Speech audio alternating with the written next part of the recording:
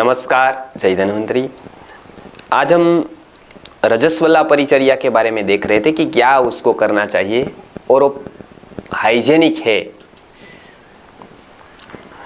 क्या क्या उसका महत्व है। वो हम जब शरीर की स्थिति को, मन की स्थिति को, प्राण की स्थिति को और चेतना की स्थिति का जब अध्ययन करेंगे तब हमको ये अनुभव होगा कि ये सब कुछ बहुत विचार कर या निर्विचार की अवस्था पर लिखा गया विचार है, वो बहुत ही सूक्ष्म होता है।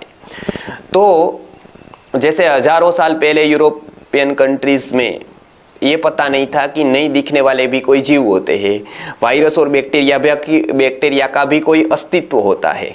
तो ये हमारे यहाँ पहले से ही बताया कि प्रसंगात गात्र संस्पर्शात ऐसे ही फैलने वाले रोग बताए, संक्रामक रोगों की एक पूरी सूची दी गई, बैक्टीरिया का, वायरस का अस्तित्व होता है। उतना ही नहीं, उसके कितने प्रकार होते हैं वो भी आयुर्वेद के ग्रंथों में बताया गया, जब माइक्रोस्कोप्स वगैरह की शोध भी नहीं हुई थी। तो ये सूक्ष्मता से ये बातें बताई गई है, जो जितना विज्ञान आगे बढ़ता जाएगा ये बातें सत्य स्वीकृत होती जाएगी। तो बहुत सारी परंपराओं में ऐसे बहुत से आचार होते हैं जो हमने बताए थे। अब भाव प्रकाश संहिता में भाव मिश्र जी ने कुछ परिचर्या बताई है, वो थोड़ी हमने देखी थी। आर्तव श्रावादि दिवसात, वहां से शुरू करके पश्येद अपि न च पतिम, वहां तक हमने देखा था श्लोक में कि क्या क्या परिचर्या बताई है। अब एक और श्लोक जो उसके बाद का है, उसमें भोजन के पात्र के बारे में विचार किया गया है। जैसे उसके शरीर में से रजस्वला है या कोई भी किसी भी अवस्था में ऐसी अवस्था में है जो नॉर्मल अवस्था नहीं की जाती है, वो कही जाती है, वो या स्त्री हो या पुरुष हो। स्त्री को ये अवस्था हर एक महीने में आती है जो वो नॉर्मल नहीं होती है। हम चाहे वो नॉर्मल मान ले, वो खुद को भी अपने आप को नॉर्मल माने, लेकिन नॉर्मल नहीं है वो, क्योंकि शरीर में से कुछ निकल रहा है तत्व जो हमेशा नहीं निकलता है, और उसके कारण उसमें के चित्त में चंचलता, व्यग्रता, ये सभी रहता है। इसलिए कुछ उसके मनोभावों को, शरीर के धर्मों को, भावों को ध्यान में रखते हुए भाव प्रकाश जी ने ये बताया है, और भाव मिश्र जी ने ये भाव प्रकाश नामक ग्रंथ में बताया है। उसमें सबसे बड़ा हाइजेनिक जो बताया है तरीका वो भोजन का है। उसमें भोजन हम जिस पात्र में करते हैं उस पात्र में कुछ अंश उसके रह जाते हैं और उस पात्र का भी प्रभाव हमारे पर पड़ता है। इसीलिए आयुर्वेद में किस पात्र में भोजन करना है उसकी बड़ी सूची दी गई है, बड़ा एक लिस्ट दिया गया है। वो अभी हम कभी साधारणता से भोजन विधि के बारे में हम बताएंगे, तब ये इसकी बात अवश्य करेंगे कि किस पात्र में भोजन करें, किस पात्र में भोजन न करें। तो और कंट्री तो जब भोजन के बारे में ही विचार कर रही थी, पकाने की कला वहां पर थी ही नहीं बिल्कुल। उस समय पर हमारे यहाँ पात्रों का विचार किया गया था कि किस पात्र का भोजन किस गुण वाला होगा, किस गुणान्वित होगा। चाणक्य ने भी अपने अर्थशास्त्र में राजा को सोने के पात्र में भोजन करने का बताया। क्यों बताया? क्योंकि ज्यादातर जो विष पान कराया जाता है, एक चालाकी से उसको विष दिया जाता है, वो सबसे ज्यादा शक्यता राजा को होती है। वो विषाक्त जो अन्न है, वो विषाक्त अन्न यदि सुवर्ण की थाली में गया तो सुवर्ण कलर बदल देता है। सबसे बड़ा जहर का इफेक्ट सुवर्ण पर और सुवर्ण का असर विष पर है। ऐसा संबंध है दोनों का, प्रभावकारिता का।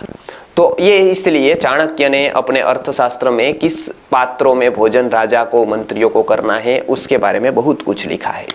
यहाँ पर हम देखेंगे कि मेंसिस आता है वो स्त्री को कैसे किस पात्र में भोजन करना है। तो ये बताया है कि किस पात्र में वो भोजन करेगी, तो करे शरावे पर्णेवा, अर्थात पर्णों के पात्र में भोजन करे, ये यहाँ पर बताया है। करे शरावे पर्णेवा हविष्यम त्रयम आहरेत, हविष्यम त्रयम आहरेत।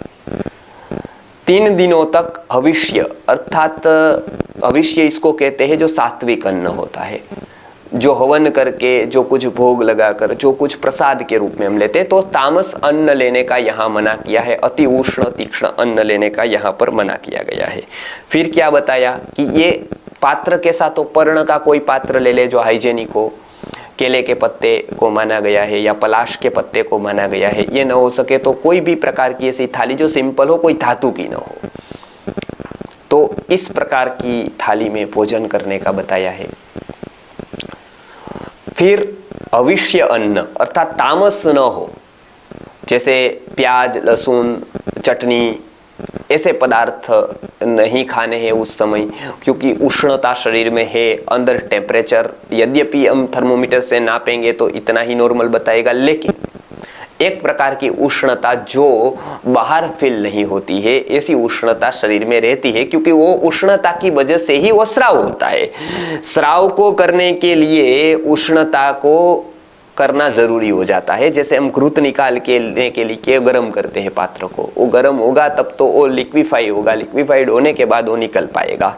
उसी तरह से यहाँ पर होता है। तो ये एक बताया कि करे शरावे पर्णे वा हविष्यम त्रयमाहरेत। आगे बताते हैं अश्रुपातम नखच्छेदम, नखच्छेदम अभ्यंगम अनुलेपनम। अश्रुपातम नखच्छेदम, अश्रुपात नहीं करना है, आंसू नहीं निकालने हैं, क्योंकि वो दुखी रहेगी तो प्रभाव सबसे ज्यादा गर्भाशय के ऊपर, सबसे सेंसिटिव स्थान हो, रोना भी सेंसिटिव अवस्था में, उसका प्रभाव गर्भाशय पर। वो प्रक्रिया बीज निर्माण की, बीज उसके साथ जाएगा, वो दूषितता बीज में, तो रोना नहीं है, अश्रुपात नहीं करना है, नख छेद नहीं करना है। अब नाखून काटने का मना किया है, उसका भी बहुत बड़ा विज्ञान है, तो नाखून नहीं काटने हैं ये 3 दिनों में। तो अश्रुपातम नख छेदम। आगे क्या बता रहे हैं, भूमि खननम, करे शरा उसमें करे शरावे पर हविष्यम त्रयमाचरेत, ये हमने देखा। अश्रुपातम नखच्छेदम अभ्यंगम, अभ्यंगम अनुलेपनम। अभ्यंग अर्थात मसाज नहीं करना है। मसाज करेंगे तो रक्त के परिभ्रमण पर उसकी असर होगी, तो अभ्यंग करने का मना किया है। उस बाकी के दिनों में अभ्यंग करना है, मसाज करना है, मालिश करना है, क्योंकि रोज करना है वो। लेकिन यहां पर सर्कुलेशन बढ़ जाएगा तो रक्तस्राव में तकलीफ होगी, इसलिए नहीं करना है। सामने अनुलेपनम, चंदन आदि का लेप करते हैं रोज, वो नहीं करना है। सामान्य दिवसों में वो कर सकते हैं, लेकिन इन दिनों में ये नहीं करना है। क्यों नहीं करना है? क्योंकि उससे परिभ्रमण थोड़ा कम हो जाता है, जैसे शांत होता है तो उस तरह से शांत हो जाता है। जो जो रक्त के परिभ्रमण को उत्तेजित करने वाली बात हो उसको भी छोड़ने का बताया है, और जो जो ये परिभ्रमण को शांत कर देती है, उसकी गति को थोड़ा कम कर देती है, उसका भी मना किया गया है। तो अभ्यंगम अनुलेपनम, तो ये पूरी परिचर्या ये श्लोक में बताई कि करे शरावे पर्णे वा हविष्यम त्रयमाहरेत। अविष्य का सन अश्रुपातम नखच्छेदम अभ्यंगम अनुलेपनम। तो इतनी वस्तुएं करने का भाव मिश्र जी मना कर रहे हैं स्त्रियों को कि इतनी चीजें निषिद्ध है, ये न करें। उसका हम साइंस देखेंगे, एक एक का तो मैंने स्थूल रूप से तो बता दिया है कि ये क्या क्या प्रभावकारी है। हम आसानी से वो समझ सकते हैं कि जो परिभ्रमण को उत्तेजित न करे और परिभ्रमण को एकदम शांत न करे, जो प्रवाह है वो प्रवाह को बनाए रखे, ऐसी सब क्रिया कर सकते हैं। लेकिन ये प्रवाह को रोके और ये प्रवाह को वेग दे, ऐसी क्रियाएं नहीं कर सकते हैं। तो ये श्लोक का ये फलितार्थ हुआ। ये भाव मिश्र जी भाव प्रकाश नाम के ग्रंथ में इसका विवरण करते हैं। आगे और भी विवरण करते हैं क्या करना चाहिए क्या नहीं, तो ये निषिद्ध बातें हम फिर से अगले श्लोक में लेंगे। नमस्कार। जय धन्वंतरि।